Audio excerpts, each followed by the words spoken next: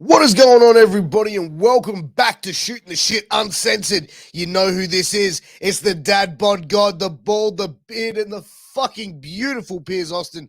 Hey, and tonight we got a special one for all of you guys, man. We got Vernon Cathey from the Power Slap League. Yeah, this is a sport which is taking the world by storm. I've been seeing the clips. These guys and girls are slapping the absolute shit out of each other. There's a lot of controversy around it. There's a lot of, there's a lot of excitement and buzz around it. I'm excited about it. But before we get into that conversation, I need to take a quick second to tell you about Sleefs. That's SLEEFS, Sleefs.com. Now, Sleefs is your one-stop shop for all your athletic wear and gear. They've got armbands, compression pants, compression shorts, headbands, boots, mouth guards, and they've even got those dirty boxes that you always hear me raving about. Like, let me tell you something about these dirty boxes. I'm an active guy, all right? So I work full time. I podcast my ass off. I'm in the gym all the time. I'm chasing after my three crazy kids and my crazy wife. Just kidding, darling. Love you. But these boxes stay fresh, they stay dry, and they've got funky designs at the front to keep that special person in your life giggling, if you know what I mean. So go and check out those dirty boxes at sleeps.com. Use that promo code MWAPOD to get a 10% discount on your final purchase. Also, wherever you're finding us, I appreciate it. If you're tuning in on YouTube, please like, share, subscribe, hit the bell to stay notified, all that good shit. Also, if you're listening on a podcast platform, please give us a 5-star review. It helps with our analytics. It helps us bring more amazing conversations to more amazing people like yourselves to get to clicking and tap in. And we're going to get started into our conversation with the one and only Vernon Cathey. Let's do it, baby!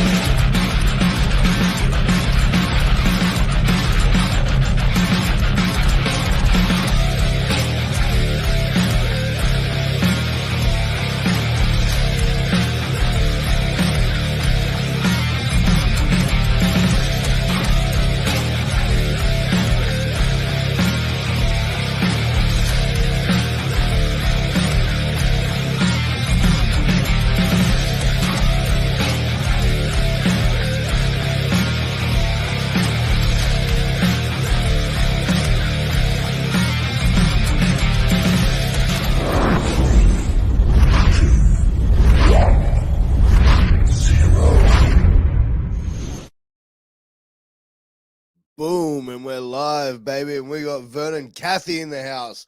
Vernon, what's going on, my man? Thank you for joining us for this episode. Appreciate you. Oh, thank you. Everything's going great. Man, I got to say, like, as I was saying in the intro, like, Power Slap League, you guys are just on a complete another level with this sport. Like, it's come, I feel like it's kind of been building for a while. Like, I've been seeing, like, a lot of clips of it. And then now it's become like a lot more regulated.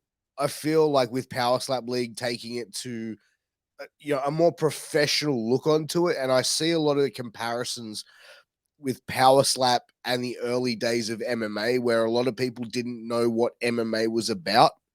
Where I feel like a lot of people don't really know what Power Slap is about, and probably automatically get the wrong idea about it, kind of like what they did with MMA. Oh, 100%. We get that all the time. I mean, it's absolutely nuts that people, I've never realized how many people in the world are concerned about my life until about 3 months ago. I mean, it's insane. Oh, for sure, man. Like, I think as well, like, because I had John Davis on the other week, and we recorded, and he was kind of like, I was surprised at just how, like, he was such like a normal, easygoing dude, like having a conversation with him, much like yourself. Like, it's like, I feel like people automatically put this stigma on someone who does something so like intense, like what Power Slap is. But like, and you have this certain idea, kind of like what people had with MMA fighters. But I feel like Power Slap, like league with Dana White now being involved and regulating it as far as like weight divisions and I feel like with Dana involved and UFC involved, they take the health and safety of competitors very seriously. So like I'm sure that they wouldn't be involved in something if they thought, hey, long term this is going to be negative in any way towards people's health. Oh yeah, I mean, uh, shout out to John. I mean, he was my roommate through the whole reality show, and he's a great guy. I mean, family guy. Everything's great about him. Um, yeah, the stigma is just super hard, and the UFC there, and Dana White, they're going to regulate it, and there's going to be this huge growing pain for everyone. I mean, they watch the Russian stuff and the Poland stuff. I mean, their rules are very limited. I mean, it's pretty much just go up there and hit them as hard as you can, and whoever's standing. So I believe the power is going to come down on our sport, and where you're going to see less knockouts in the future, just because they're going to really be hammering on the rules. So I think it'll go to a point where people are going to be a little more accepting. But I mean, even at that, I mean, it's up to us. I mean, if you don't want to watch it, don't watch it. And if you like it, tune in, subscribe, and check everything out. I mean, there's plenty of people that don't like professional wrestling, but here we are. 100%. And I mean, there's millions of people that love it. So I think we just need to let the people that like it deal with it. And if you don't like it, move on to the next page. I think as well, like people now with a level of social media available, like with the great thing about social media is everyone has a voice. The most like bullshit thing about social media is that everybody has a voice, right? Yeah. Like, and that's the thing. People can now voice their displeasure, whereas like before, it's like, okay, I don't really like this. Move on. Like for me, like I see going and hating on something on social media, like there's not anything in the world that I would like hate on that much that would get me that angry where I've got to go onto my phone and slam something. But like, as far as you're concerned, what's your background look like? Because like, did you come from a combat sports background yourself? Like where did you fall into So place? So yeah, years ago I fought MMA, and I mean, like everyone knows, life happens. So I had kids, and I had to transition into something else. So I went from that to powerlifting, and then I did the Highland Games, and then now we're back here. But I mean, yeah, the transition was easy. Like I always tell people, we're different. Even in any sport like wrestling, you're your own group, and the group of people that are involved in this understand the risk, and they're willing to go forward with it. So that's the best part is understanding what's going on. It really hurts me to think that like people have to tell me that I might have a problem, like oh, you might get a concussion. It's like, you really think we're that ignorant that we don't know what's going on? Like, Sure. I mean, like, what's your biggest, like, if you were to say, like, you had one concern, what would be your one biggest concern about the sport? man, I try to live without concerns, but I mean, honestly, it's just the concussions. I rode motocross as a kid. I mean, I played football. I've had concussions. So my concern would just be like, if I was having like issues after a while, but Yeah. I'd end it on my own, but I wouldn't be judging anyone for it. So maybe a concussion and maybe a broken jaw would probably be my main concern, but probably the jaw over the concussions. Sure. And for yourself, how did you get involved in this? How did you first see this and go, "Hey, I want to get involved in this thing"? I was really fortunate. They contacted Devin Schwan, and me and him were supposed to have a fight years ago, and didn't happen. Supposed to have another one, didn't happen. So when they contacted him, they're like, "Who would you like to fight?" And he said me, and one thing led to another, and they let me on the show. So. Oh, wow. So that was kind of like you're in for the way to get into it, and it was like, did you have any hesitation about it at first? Oh no, no hesitation whatsoever. And for all the people that like when they first started it and they're like, "Oh, I knew it was for the UFC." No one knew it was for the UFC. No one knew it was for Dana White when the first prelims happened. I mean, I got such a vague information and the amount of money but I was like, oh well, free vacation in Vegas. So, How did you find the reality TV show and like being in a house full of a bunch of like random people? oh man, it was super hard for me. And I was really glad me and John Davis were roommates because we're very similar people. We're from the Midwest. You know, he grew up on a farm. I grew up on a farm. So we kind of clicked. You know, we went to bed early. You know, got up early. Um, just like slap Jesus. I love the guy. Like Yeah. he's awesome. He's fun, but like his level of intensity is like always here. You know, I mean, in the morning he's pretty calm, but like once the day gets in, he's slapped Jesus, and it took me a while to get used to that and a few other guys, but it's great TV. I mean, you can't have TV with a bunch of guys like me. I mean, you got to have a range. Yeah, I've seen like clips from the show where like things get really heated inside the house. Like because that was the same house, like it's the Ultimate Fighter house, right?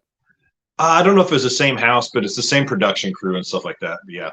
Yeah, like it looked very similar to it. But like when you were like, did you see anyone on the show that was like there that you thought was like, man, I think this person's just here to be a reality star? Man, I don't like calling out people and stuff like that, but I mean, uh, probably hold on just a second. Probably oh, I'd say Ryan Phillips, and nothing Yeah. against Ryan. He's a great athlete and everything like that, but he does podcasting, he does this, and I think he saw it as a way to merge into something bigger and something he likes. I mean, he puts on a show. Like if you want a guy that talks trash and you know puts that wrestling vibe out, he's your guy. So I think he did it to become further in what he enjoys. Yeah, sure. I think in a way, like in any combat sport, you have to have those kind of personalities to some degree to sell tickets. Because I Yeah, think it's like if you see like, back in the day, Muhammad Ali going, well, there's a good chance he's gonna kick my ass. You know what I mean? Like it's people, it's not exactly gonna be excite people to go out there and go, I have to see this fight.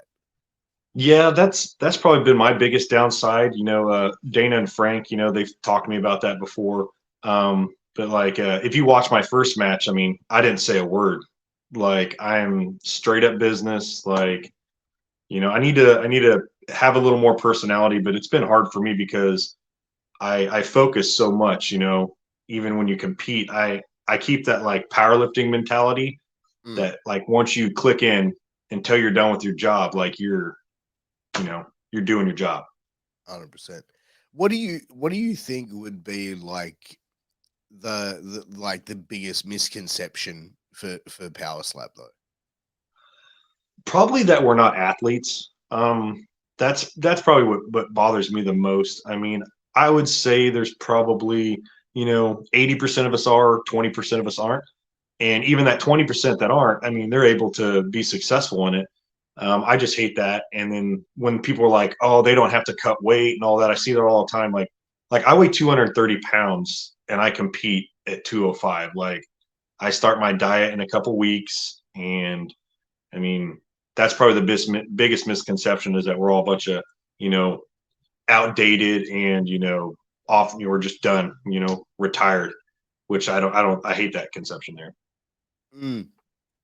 But I think as well, like and this is something that I said with John is I think people are going to depending on what people can stomach and what the level of it is, because I feel like it can be quite confronting, especially like when you see someone get knocked out, and as even like in boxing and MMA, when you see someone get knocked out and they get like what I mean, like Yeah. completely stiffed out and stuff like that. Like that's a really uncomfortable thing to see. Like what I mean? Like it really is. It's very confronting to see for a lot See, of people. I mean, you say that, but when you watch so UFC, was it 284, 283 was the last one? Which one was the last Yeah, one?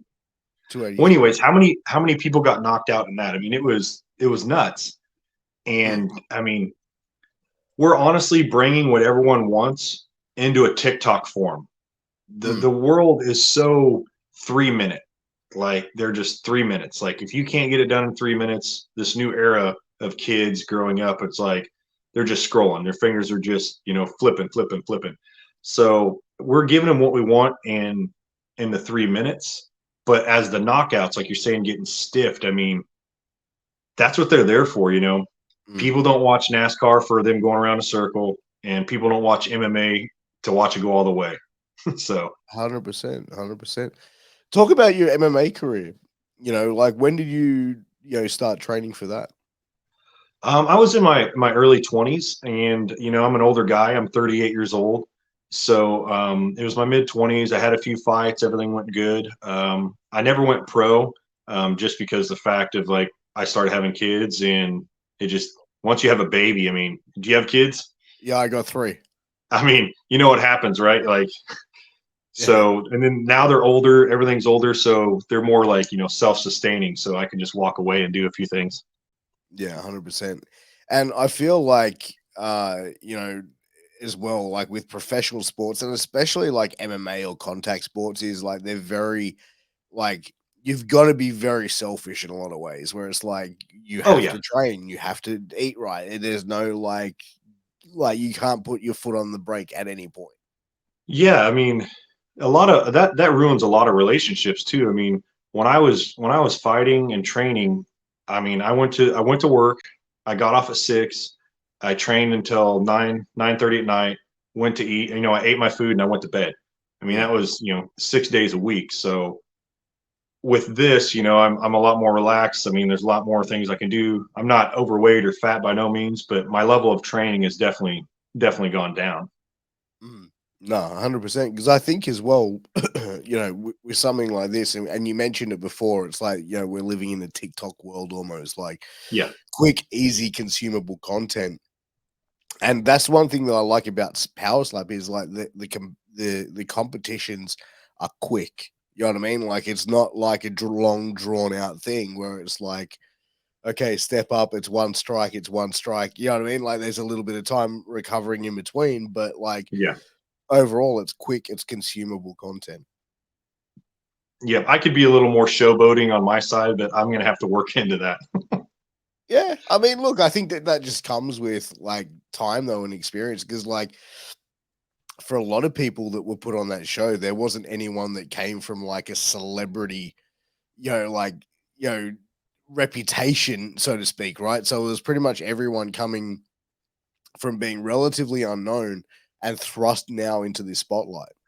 Yeah, my hardest part about it is, there's a few guys that just go crazy, and they're just calling people out and stuff. Like I'm always, if I'm worried about, I guess, when you ask me what I'm worried about in it, I'm more worried about Yeah. what people think if I lose.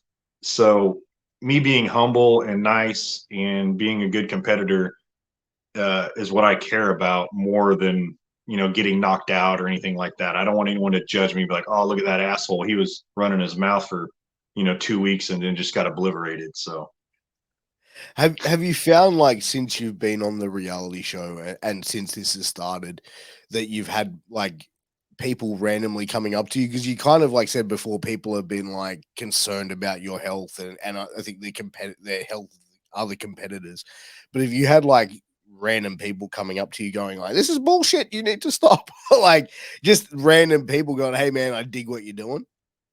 every random person that I've ever met that knew who I was, it turned into they were like so excited. They were like, "This is amazing!" Like in the local town where I'm from, like well, just a little bit away, Salina. I went out to eat at this little bar called Speakeasy, and I'm like eating a sandwich, and this guy walks in, and he's all of a sudden he sees me and just raises his hand and goes, "Oh my God, the Slap King's here!" And then no one around knew what he was fucking talking about, and then one thing led to another, and I didn't get home till like 4 in the morning, and my fiance was mad, and so I had to tune that back. Yeah, I can imagine, man, but But no, like everyone I meet's positive. People they do ask me if I have concern about every person does, and I just explain it to them. It's just like any other sport. I posted a reel today on my Instagram about a bull rider. I mean, he got kicked straight to the head by a bull. It's like, you know, no one's telling those guys not to get on a bull. 100%. I mean, like, there's so much like danger and stuff, but I feel like when it's like, because this is basically taking an unprotected shot to the head. So I think that and for everything we know about concussions now, like I think that that's probably the thing that stands out for most people. So I'm gonna bring it back to that, the unprotected shot. So I bet if you looked at, let's say, 80% of the knockouts in the UFC, they're an unprotected shot. Yep. I mean, like who was it that swept right over the guy's leg? I think it's not 282. I can't remember what's UFC, but like any good knockout, it's because the guy's head was turned, he slipped over with a hook, or he slipped over with a kick. I mean, they can say all they want that it's unprotected, but I know it's coming, so I'm stiffening up. I'm stiffening my jaw. There's lots of things you can little tweaks you can do. So as unprotected, I'd say MMA and us are on the same level playing field. It's just I really get a focus on not getting knocked out because I absolutely know it's coming. Yeah, and as far as like like proper technique and style, like how did you find like the proper technique that worked for you To slap or to receive? to slap? To slap, that was actually the absolute easiest thing, because I come from a Highland game background. Do you know what that is? It's kind of like a strongman competition, is it? Yeah, and one of the events, we throw a weight that's a ball with a chain on it, and we literally spin twice. We plant our feet, and we raise our hand, and like we literally like go like this, and we Yeah. throw the implement. And right at the end, you release your thumb, and just so that was by far the easiest thing. Which actually, what scares me is if there's going to be some guys in track and field with the discus, if they get the balls to do it, because us in the Highland Games, I mean, we've trained forever for that torque and that sudden, the block in the throw. So it was easy for me. Yeah, and what about to receive? Like, how was that to sort of like get used to? I got a friend that helps me out. That's probably the harder part because I mean, in boxing, you got gloves and you can wear a headgear and do the best you can, take light taps. So it's really, I'd say I take less hits than I ever did in MMA and training for that because we always did boxing and ground and pound and stuff like that. So if just Michael, trying to help me out, and he's been on a hiatus here lately because he's, you always have that friend that's a little crazy. That's Yeah, my yeah, friend yeah. Michael. Everyone, I think everyone's got one of those friends. He's a great guy. If you called Michael, he'll be there. But Yeah. it's like, his life just goes up and down. Hey, man, that happens to the best of us, right? You Yep. know, like, do you feel like, being on the reality show, like, how was it for you having all those cameras in your face? Because, like, you mentioned, being a farm boy, growing up, countryside, that sort of stuff. Like, that would be another, like, confronting experience, right? It took me about 2 or 3 days to get used to it. I remember the first day when a guy came into my room to change my batteries on my microphone, and I like kind of startled and like looked over and I'm like, oh yeah, there's people running around this house like 24/7. So it just took time to get used to it. But being in front of the camera wasn't bad. It was just daunting, I'd say, and tedious because everyone sees the TV show, but they don't show you like, hey, get up at 8. We got to go to the UFC to do filming. Of you walking up the stairs, of you doing this. Oh, we got to do a monster, filming. So being on the camera wasn't hard. It was just going from task to task that always took the hardest toll out of you. Like, did they have cameras like pretty much around you guys 24 hours a day? Like, if you're getting up to do a piss, they'll have like a camera ready to sort of start filming if you do something. No, during the night, no, not really. They had guys there, just in case something broke out. But those guys are, but I'd say from 7 in the morning until, oh, 12 o'clock at night, whoever, if there was 3 or 4 people up, there's camera crews out there. Until everyone went to sleep, there was someone in the house. Yeah, right. So again, man, that'd be like it'd be so hard to get used to something like that. It's like, especially like random people just coming into you at like midnight going, "Hey, I'm gonna change your batteries, bro. Just don't stay asleep. That's exactly how they do it too. Exactly how you did it. They're like leaned over, whispering, like, "Hey, don't worry, we're changing your battery." Oh my god, that would be like the most creepy. It sounds like almost like being in hospital and like going, hey, I'm just changing this. Okay, yeah. Yeah. Oh my goodness. But like, as far as like from your family standpoint, what were their thoughts about you getting involved in this? Oh man, I've always done different things. I've skydived, I've done all sorts of, different competitions. So of course my family, they're like, oh, there's Vern. He's just doing another crazy thing. My mom, she always like says her concern and her piece, and then it's like it's over with. Like she Sure. says it once and she moves on that aspect of life. There's other things she keeps talking about, but that she'll just talk to me once and be like, okay. Fair enough. And like, did you feel like, I mean, everyone saw in the news after New Year's with Dana White and the altercation he had with his wife, um, and then him sort of like promoting a slap league. Like a lot of people were sort of, throwing a lot of shade at him for a lot of what was going on there. Was there any concern from you, like when you saw that, thinking this could be over before it begins? Oh, 100% I was concerned. I mean, we're in such a cancel culture that I was like, oh my, you know.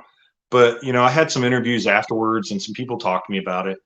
And I always told them, it if it would have been a punch, a push, anything other than a slap, like they wouldn't even have talked to us about it. And they wouldn't have been like, oh, he punched her. We gotta end the UFC because he punched her in the face.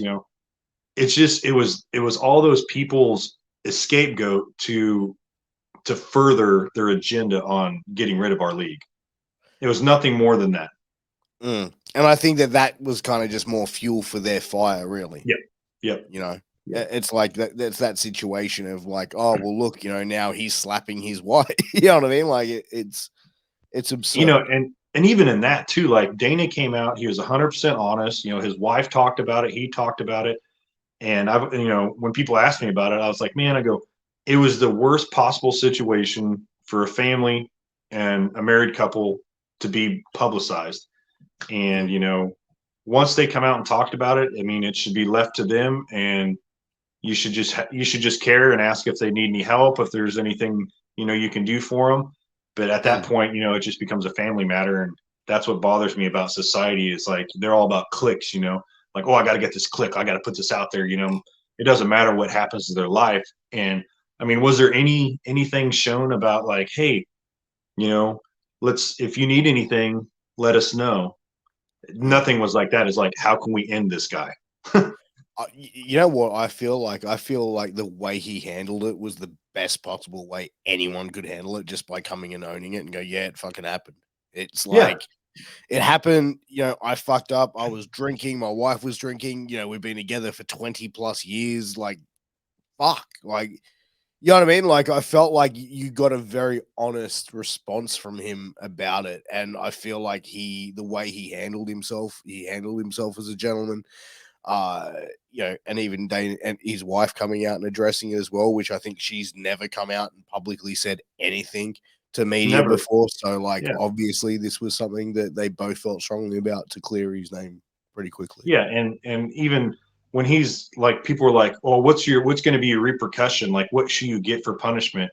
He's like, being known as the guy that slapped his wife on national TV is punishment enough, and I have to deal with that for the rest of my life. But Mm. they never take like emotional into it. They're like, we got to destroy this guy. That's what always Yeah. bothers me.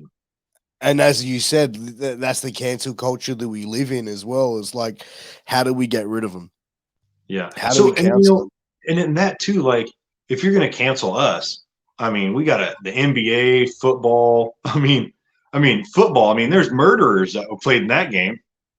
100%. And it's like, it's just like, I feel now with like, especially cancel culture, whereas like if a certain group of people don't like something, or they don't like something that's said, like you look at even the world of entertainment now. Like, take I watched you seen the movie Tropic Thunder? Yeah, yeah, yeah, yeah. Like, I watched that like a week ago, right? I What couldn't do, what sleep. do you mean, you people? Right? But like I watched Tropic Thunder the other week, right? And from everything I saw in that movie, I was like, you could not put this out there. Even, you know what, better yet, Entourage, right? So like we're around about the same age, so you Oh remember yeah. Entourage being the hottest thing Yep. on TV, right? How could you have an Ari Gold in 2023? Not possible. Right? You But know. that's the thing. It's like people are now taking away from the art of like entertainment, the art of comedy and stuff like that. Where it's like, Tropic Thunder, Entourage, those types of shows that can't be, you know what I mean? Like that are going to be very highly scrutinized because of the content that they put out. But like, let's look at what they are. They're satire comedy, right? Yeah, I mean, Little Jack. I mean, you couldn't play Little Jack. I mean, But even like Robert Downey Jr.'s character as well, like it was just, that sort of thing as well. Like that's the society that we're in now, where it's like it's so controlled, where it's like the people, like these artists of there's no such thing as entertainment. a joke anymore. No, It's not a joke. It's like you were serious. Like no, it was a joke. but look, I How mean, could you be a comedian now? well, that's the thing. It's like, all right, look, jokes about rape and like, you know what I mean, kids. Pedophilia and Yeah, yeah. like dude, I'm not really for that kind of humor, right? Like it doesn't really. It's just more like and Who not a good who's who is that guy that did his like slogan was D to D? Who was that guy? I He have would act no idea. stupid and he'd go D to D. Well, he was making fun of handicapped kids. Well, he actually, I saw a thing on him once where he went and did like a thing for some like Special Olympics or something like that. And one of the handicapped kids, like, what, you're not going to say D to D? It's like, even Oh at wow. some point, comedy's comedy and you just need to get a laugh in and have fun. But now you can't do anything without them, oh my God, you were serious. Like Dana White was serious that he slapped his wife. No, it wasn't. He was mad and shit happened. So But cancel it culture, but cancel it was culture so is going to react. hurt us a lot. But it was like even like to go back to that. It's like you see, like I saw the footage and it was like there's no time for him to think or process that. She slaps him, he's just going bang. You know what I mean? Like it's a Yep. reactive thing. Like you know what I mean? Like I'd have to say, like I don't think I could be in a situation that my wife would have me that upset, where like I would feel like I would have to strike her back.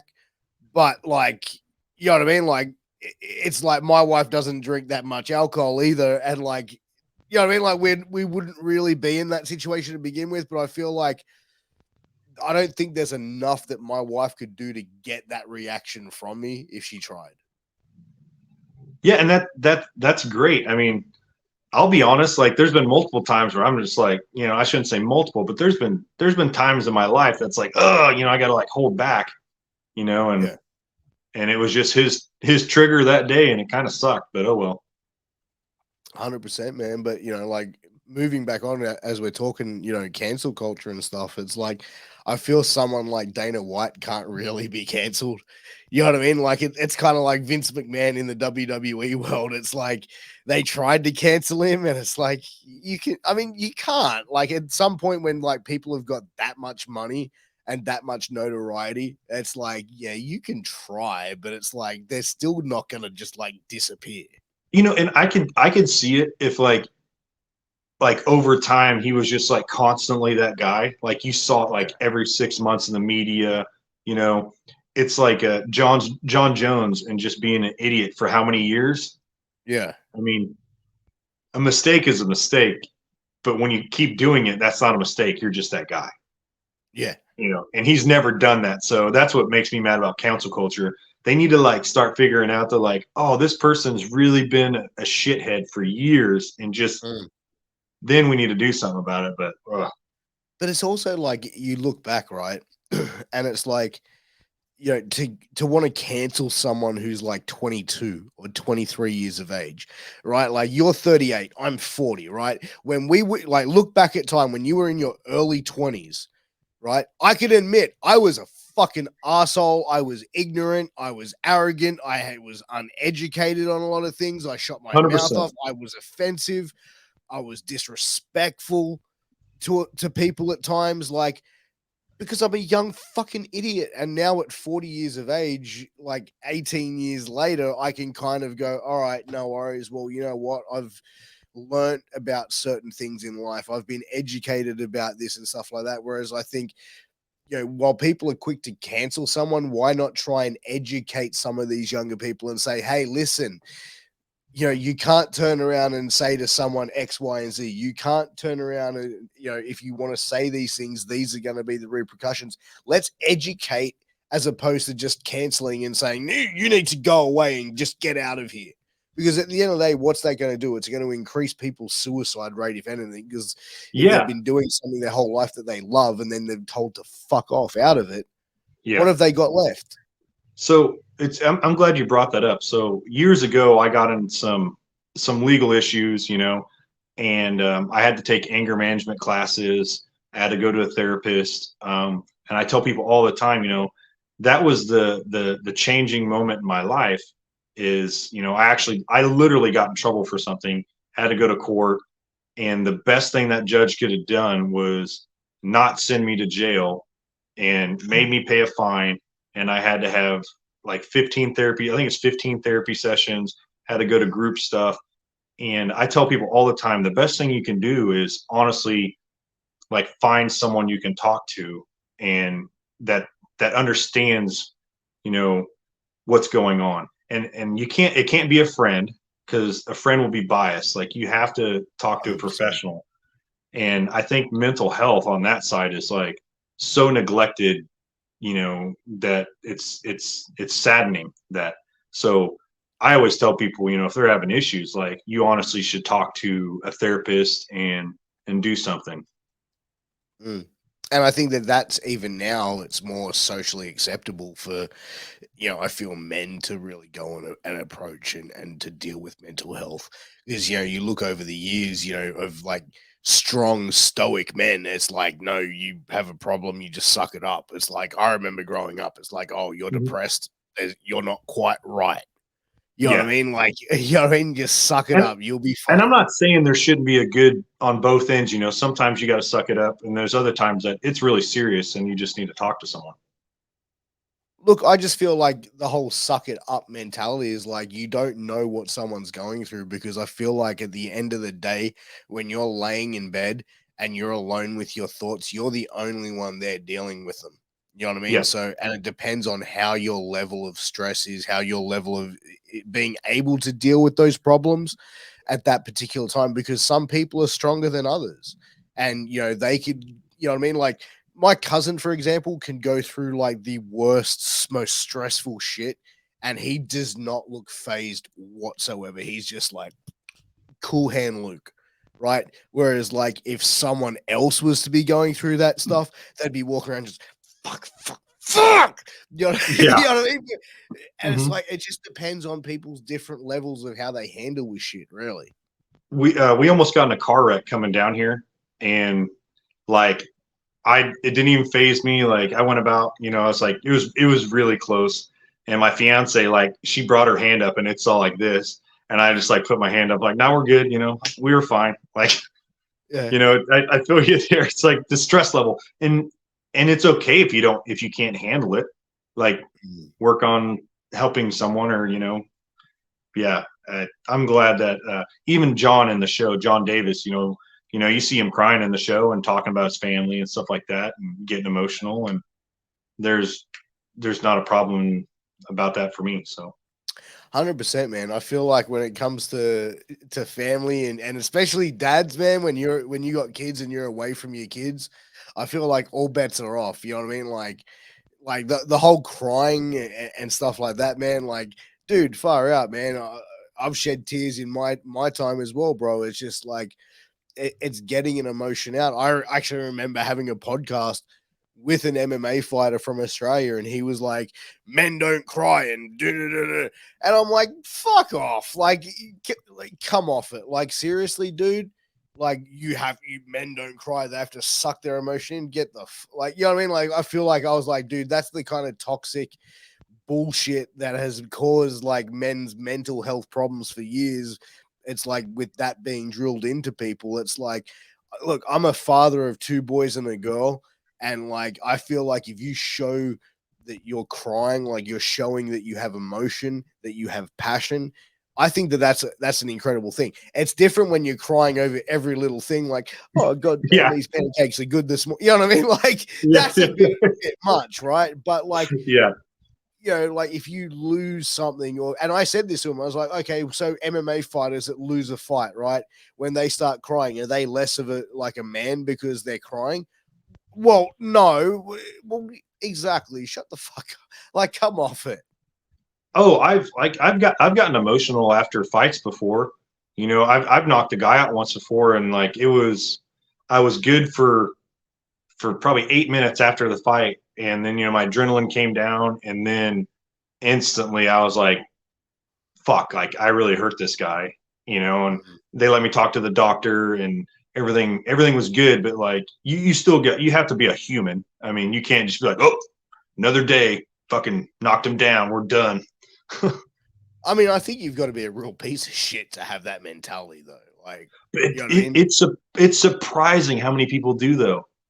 Really? Like, yeah, really. Like, it's like you give me that 5 minute window, in slap fight, and I can shut it off.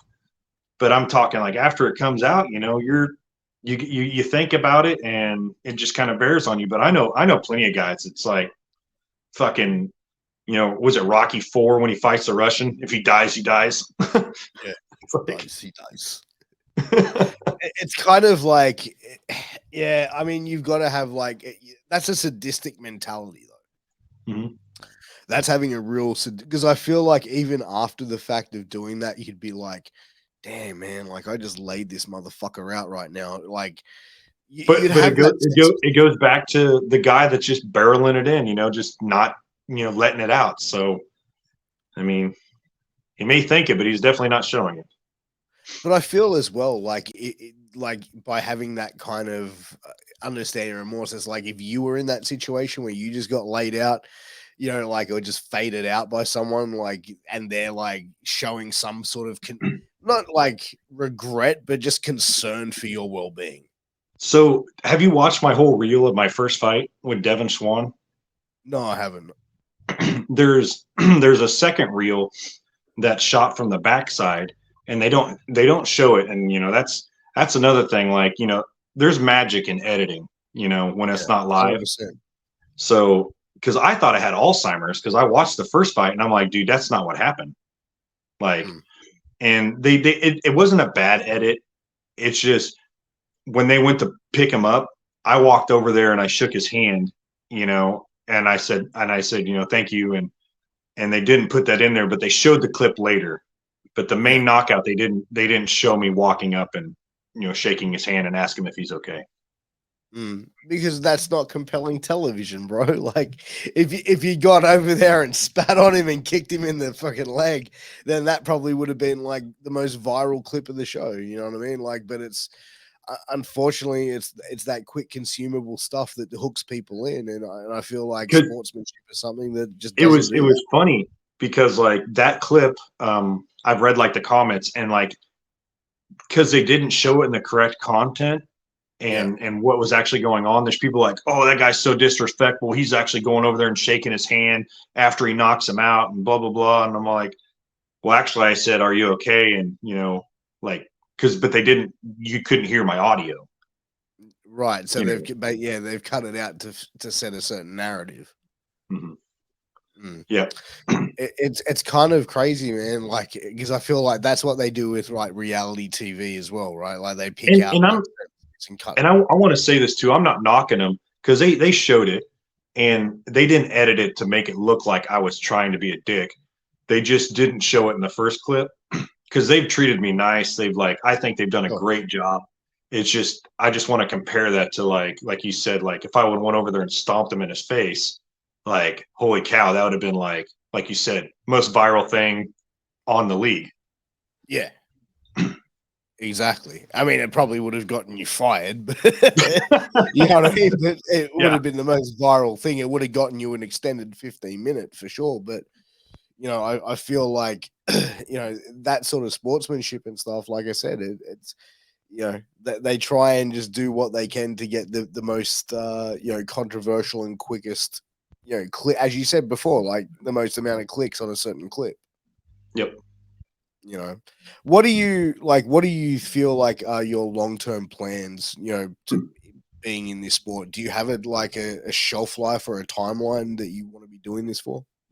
Well, I got my contract and I got a few fights on it.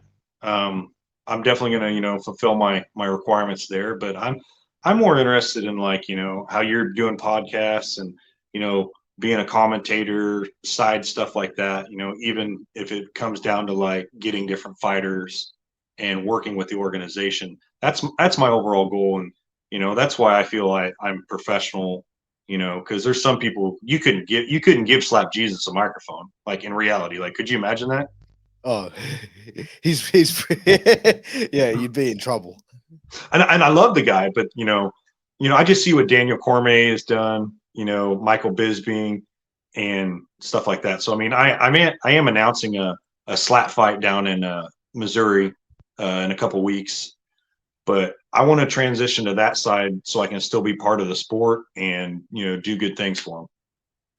So you mentioned like you're a part of promoting this slap fight down in Missouri. Like, how do you find like dealing with like the athletic commissions and having it regulated? Oh, I think it's great. Dealing with them is awesome. It was hard at the level that we were at, and it wasn't hard for me.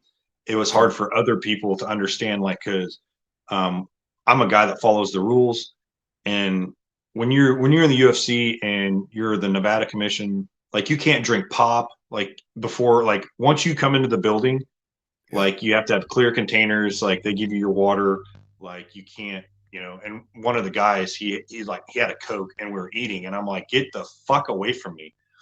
And it's just, Really? yeah, they didn't understand the seriousness of, and one of the commissioners came up and was like, hey, whose pop is that? And it wasn't opened yet. And I was like, not mine, and it's just that level of stuff that I'm glad that people are seeing. And I want it to be transferred over on a bigger sport level, because to make everything better and to be serious, there needs to be rules.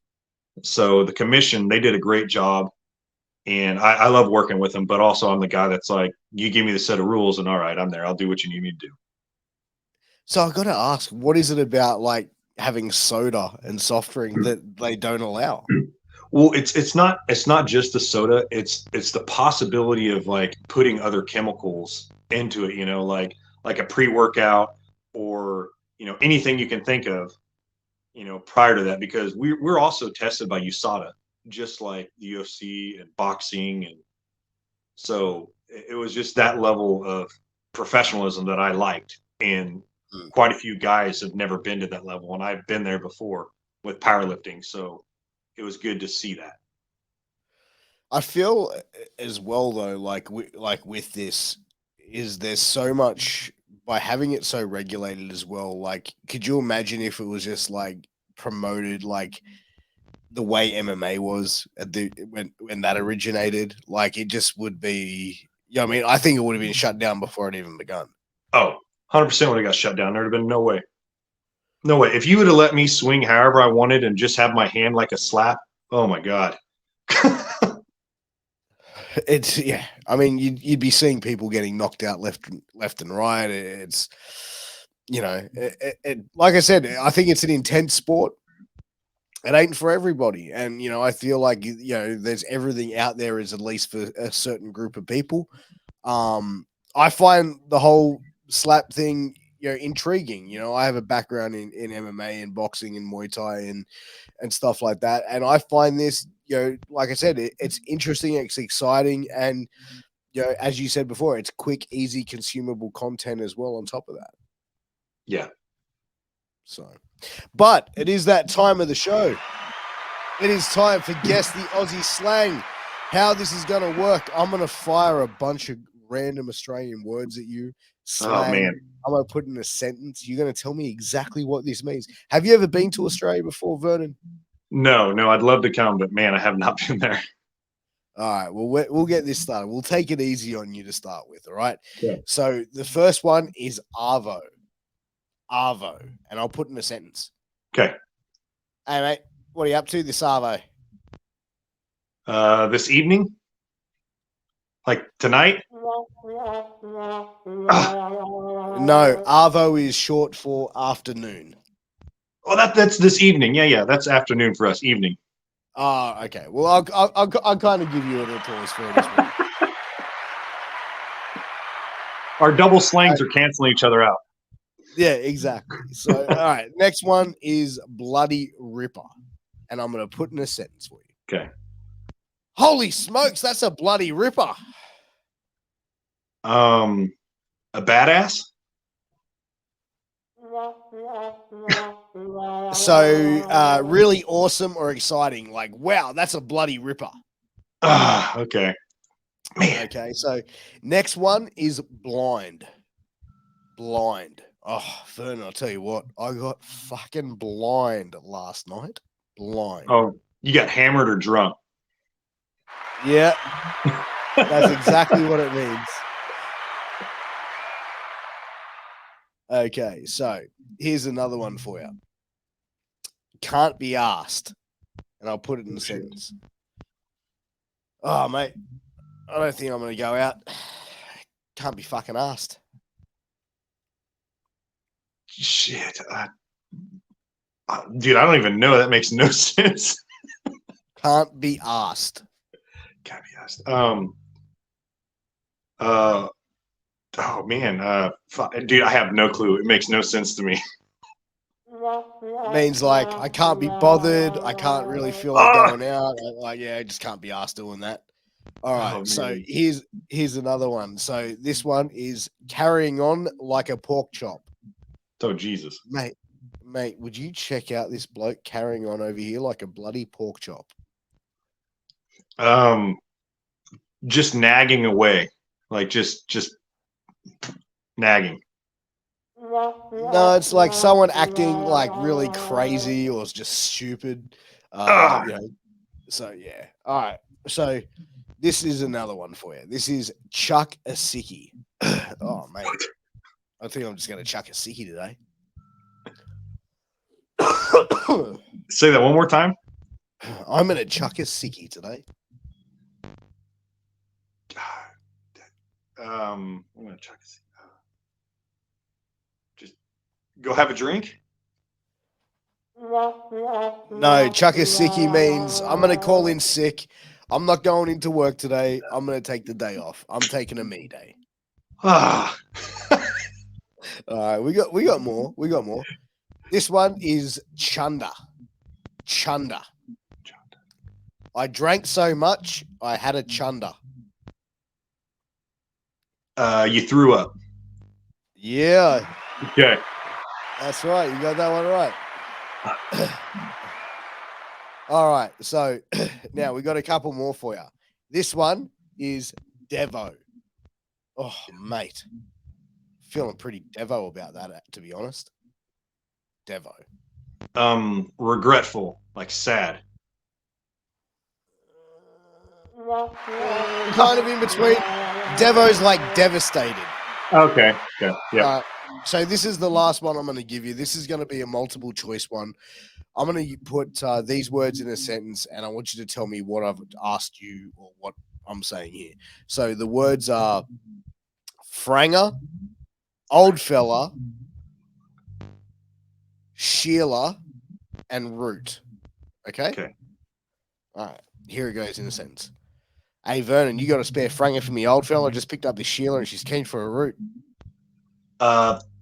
You're asking about a condom. Yeah. Continue. Man, you're asking about a condom because you just met some girl and she's ready to fuck. Yeah. You know how it's going to go down in Australia with Vernon Cathey, ladies and gentlemen. He's getting down, baby. But Vernon, look, I appreciate you coming on, man. I feel like this hour just like flew by, to be honest. It was absolutely great.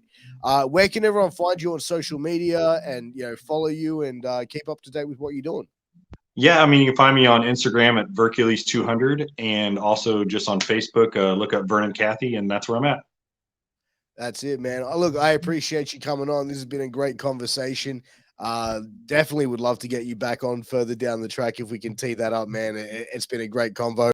But thank you again. But also, guys, make sure you go and check out sleeves.com. Use that promo code MWAPod to get a 10% discount. Also, make sure you like, share, subscribe, give us a 5-star review, all that good shit. But until next time, we'll see you again very soon. Take care. All the best. Peace.